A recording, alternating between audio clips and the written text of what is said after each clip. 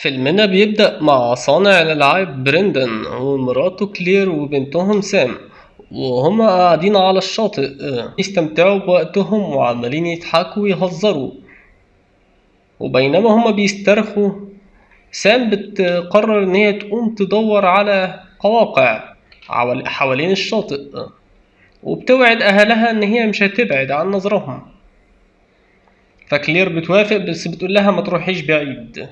وسام بتدور على قواقع ما بتاخدش بالها من ان الدمية بتاعتها جورج سحبت من الأمواج بتاعة البحر. سام بتحاول تنقذ اللعبة بتاعتها لكن الأمواج بتسحبها هي كمان، واللي بيؤدي لوفاتها. وطبعا موت سام بيأثر بشكل سلبي كبير جدا على بريندن وكلير، وبيخليهم يبقى حزينين جدا. ولكن براندون بيفضل يفكر في بنته، وهو بيبص بالصدفة على الكتاب بتاع بنته، بيلاقي اسم الكتاب متغير في حرف ال A مكان حرف ال E. وهما نايمين صوت غريب بيجي من ناحية المطبخ، بيطلع يجري على التلاجة بيلاقي مات أخو مراته هو اللي بيدور على أكل في التلاجة. بعدين براندون بيديله شوية بيتزا وبيسأله على اسم الكتاب اللي لقاه، ومات بيأكد له فعلا إن الاسم بالإي. ولكن برندن بيوريه الكتاب اللي معاه وبيلاقي إن الحرف فيه إيه مش إي. بعدين برندن بيروح يدور على النت ويشوف اسم الكتاب الحقيقي هل هو بالإي ولا بالإيه، وبيكتشف إن معظم الناس فعلا بتقول إن الكتاب بحرف الإي على عكس الكتاب اللي معاه. وبيلاقي نظرية بتفسر اللي حصل معاه اسمها مانديلا إفكت.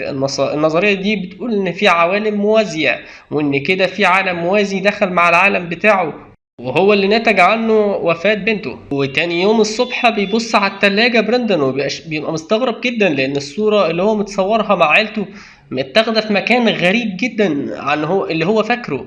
بس مراته ما بتردش عليه عشان هي بتكون مشغولة. فبيروح يكلم مات وبيقوله على اللي حصل، وبيتكلم معاه عن نظرية المانديلا، وبيقوله إن شكل اللي بيحصل معاه ده هو تطبيق نظرية المانديلا. لكن للأسف مات ما بيصدقوش. برندن بيرجع بيته وهو لسه مصدق إن النظرية دي هي اللي بتحصل معاه حاليا، وإنه يقدر يرجع بنته تاني لو اكتشف حل للنظرية دي. بيقعد يبحث على الإنترنت عن أخبار عن النظرية دي، وبيكتشف إن هما كانوا بيعملوا بحث عن الحوار ده في روسيا سنة 2008 وعملوا تجربة كمان عنها. وبعد ما براندون بيروح بيته بيبدأ يتصرف تصرفات غريبة. كتير بتحاول تقوله خلاص بطل تفكر في الماضي، ولكن براندون بيوضح لها ان هو مش متخيل الحاجات دي، وبيقول لها حتى بصي على صورة الراجل اللي في مونوبولي اللي هو المفروض يبقى عنده عصابة على عينه، وبتبص عليه وبتلاقي مفيش فعلا عصبة على عينه. بعدين بريندن بيوريها كمان ان الدمية بتاعت بنته في الصورة ملهاش ديل، مع ان الدمية اللي كانت مع بنته كان عندها ديل. وبيحاول يوضح لها ان كل ده متعلق بنظرية المانديلا، وان فعلا في عالم موازي تدخل في احداث العالم ده واللي نتج عنه تغير في احداث العالم الحالي. ولكن بيبان على كلير الحزن والغضب من نظريات المؤامرة بتاعت بريندن، وبتقول له انت بتحاول تخلي الموضوع كله عن نفسك، ما تخلينا نتخطى الموضوع ده وننسى احداث الماضي. ولكن بريندن بيفضل متعلق بالفكرة دي وبيحاول يبحث اكتر ويدقق اكتر عن الموضوع ده. يبقى متأكد ان في عالم موازي في بنته سام عايشة، وعايز ياخد احداث العالم الموازي دي ويدخلها على العالم اللي هو فيه بحيث ان سام ما تموتش ساعة من امواج البحر.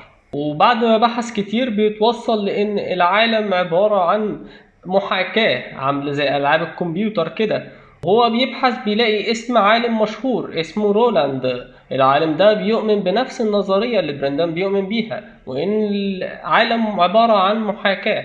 فبيروح برندن لدكتور رولاند لكن ما بيبقاش فاضي، وبيقوله تعالى بكرة. بيروح له تاني يوم وبيقعدوا يتكلموا ويتناقشوا، وفعلا بيلاقي رولاند ان هو عنده نفس الفكرة بتاعت برندن، ان الكون عبارة عن محاكاة بس، وان هو ممكن يقدر يضيف على الكون تعديلات زي ما هو عايز، زي ما بيضيف تعديلات على العاب الكمبيوتر كده عن طريق البرمجة.